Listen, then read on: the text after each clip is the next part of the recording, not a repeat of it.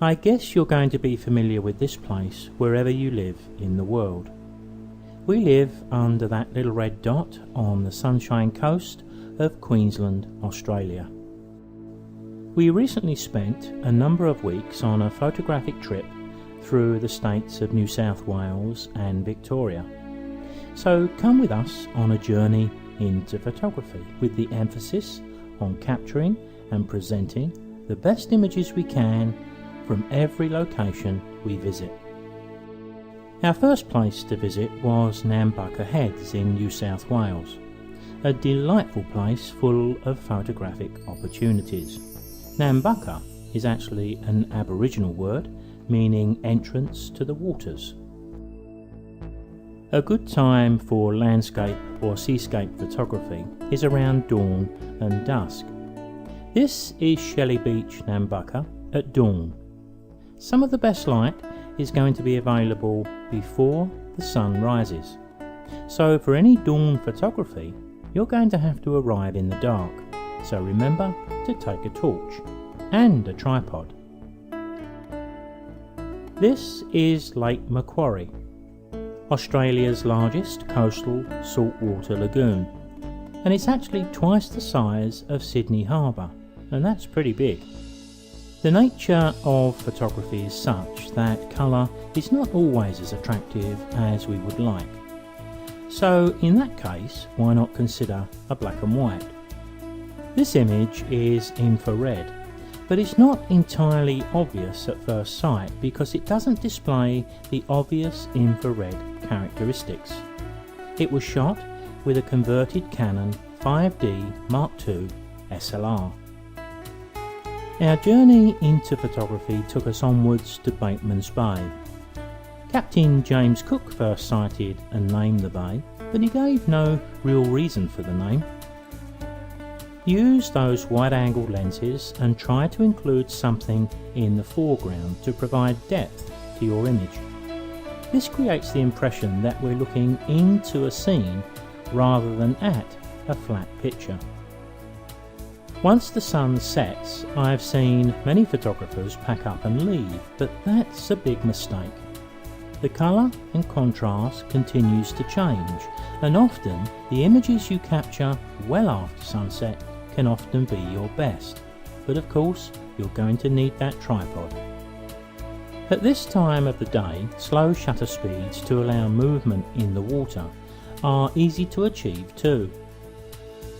Our next photographic stop was in Eden, and we're still within New South Wales. Eden grew in the 1850s following the discovery of gold nearby.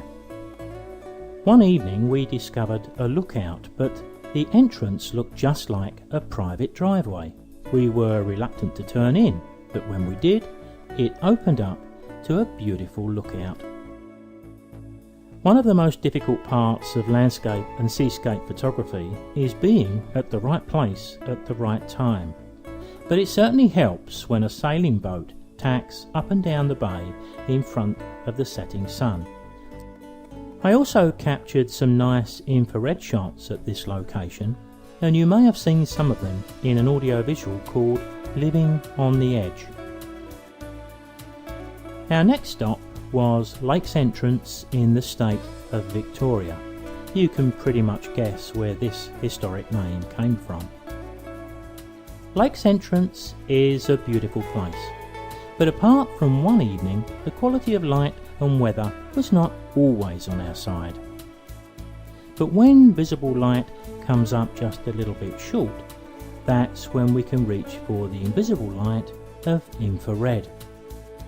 At this stage of our journey, we ventured away from the coast over the Alpine Way to Pachuca. The Alpine Way is where Australians come to ski in the winter. Taking photographs through the middle of the day during the journey means we're faced with high contrast light. In those conditions, we have to do the best we can. High contrast light is handled much better with infrared. Pachuca is on the Great Murray River, and the Aboriginal name means meeting of the waters.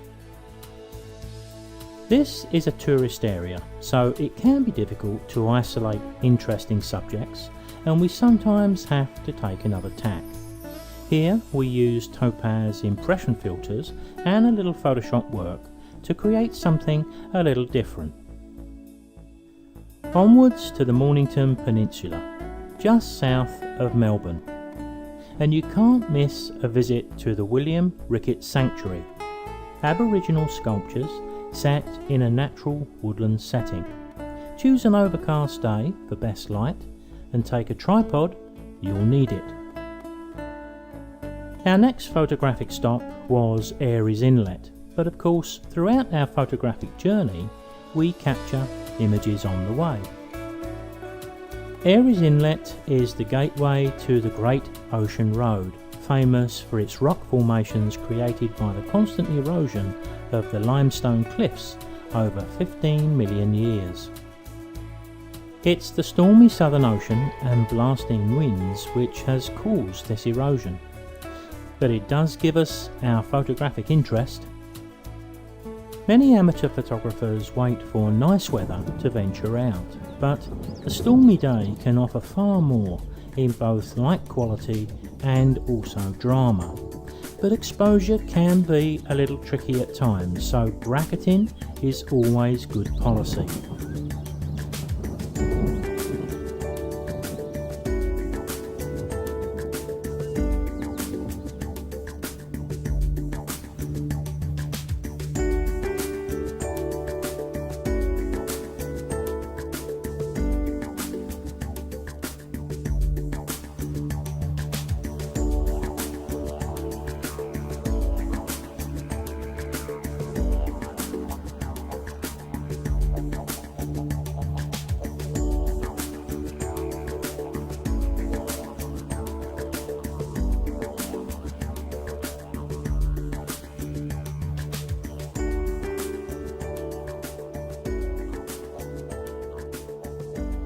The Great Ocean Road provides plenty of photographic interest, but we also made sure we were there for the low evening light and the limestone cliffs lit up in the Southern Ocean.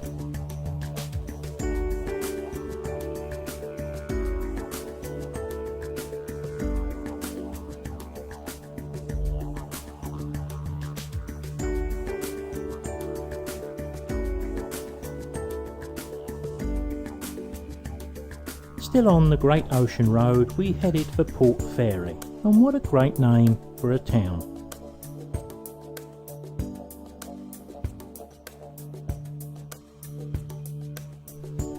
Portland was the next stage of our journey into photography, but it wasn't quite so obliging as other places from a photographic point of view. But the Southern Ocean swell, that was impressive.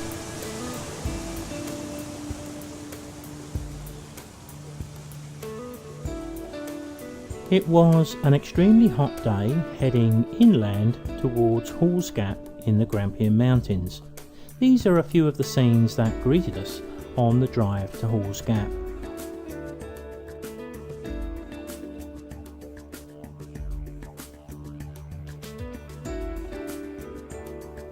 Once into our accommodation right below Falls Gap, we had some visitors. Firstly, the kookaburras, a large bold bird and not too difficult to photograph. The trick is to get in close and wait for that evening light. A little chicken mince will have them eating out of your hand. Then later, the sulphur-crested cockatoos. Sunflower seeds are their favourite. A large white parrot, so once again, lower contrast light is what we need. And we had some good light for the infrared photography too.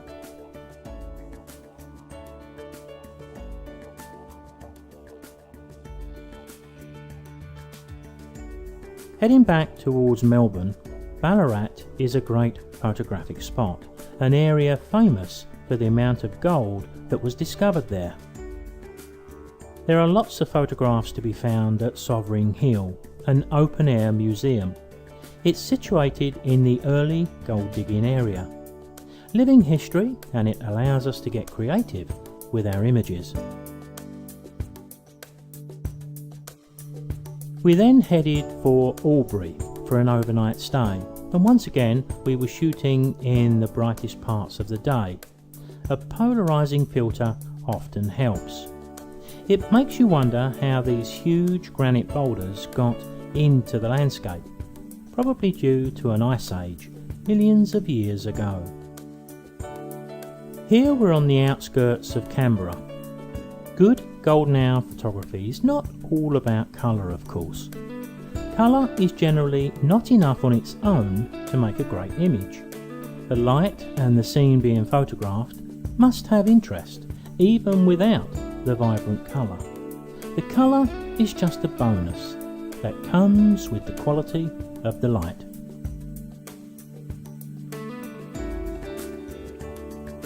Next stop is the Blue Mountains, a rugged region of West Sydney known for dramatic scenery. Steep cliffs, eucalyptus forests, waterfalls, and lots of villages too. Echo Point and the Three Sisters is probably the most well-known tourist spot. Once again, our best photography was done at dawn and dusk. Not only do we get the best light, but we dodge most of the tourists too. The bird life also showed itself while we were at the Blue Mountains, and this is a wattle bird. But we did have a technical problem here. The quality of the light for the birds was really good. The quantity of the light, given we was in the rainforest, was not so good. We had to use a 1600 ISO from a tripod just to achieve a 60th of a second shutter speed. It's not our camera movement that is the problem, it's the quick movements of the birds and the shallow depth of field.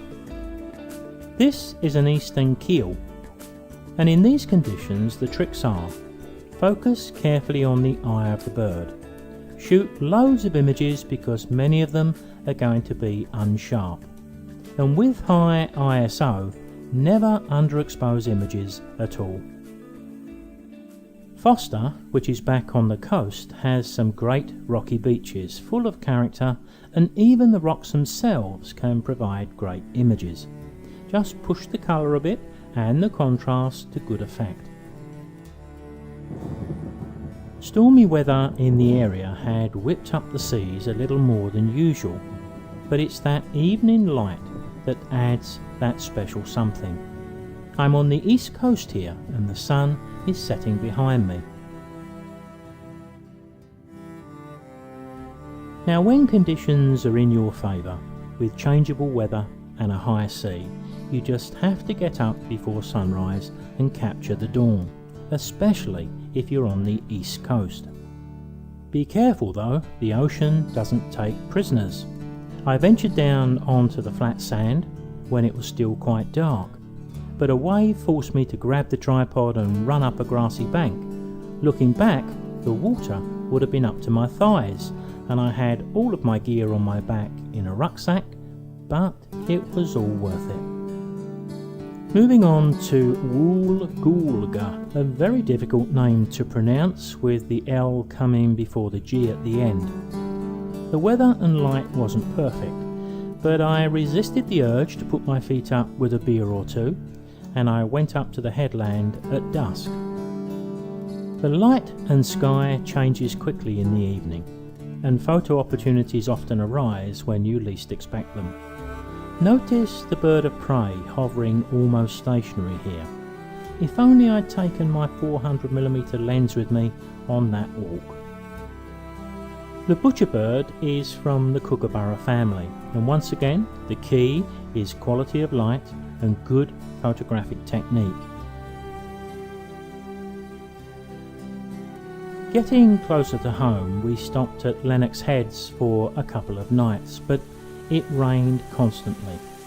Well, what better conditions are there for some rainforest photography? Although it's difficult to keep dry while juggling a camera, a tripod and an umbrella.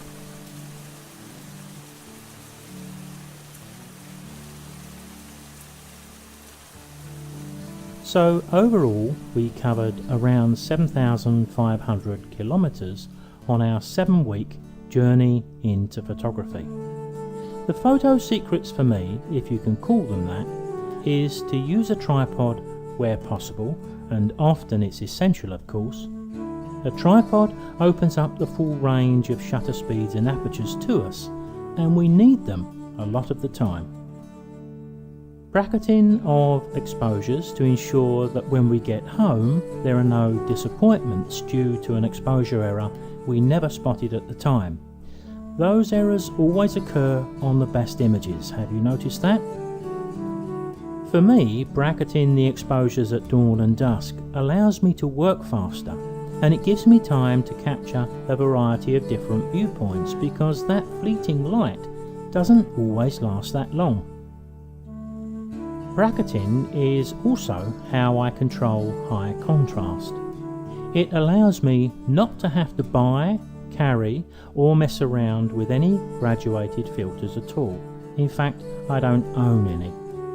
I can use more than one exposure in my final image, taking the best parts of each, the basis of many of my Photoshop tutorials. But the most important aspect of capturing great images is you have to be out there. Harder working photographers just seem luckier somehow.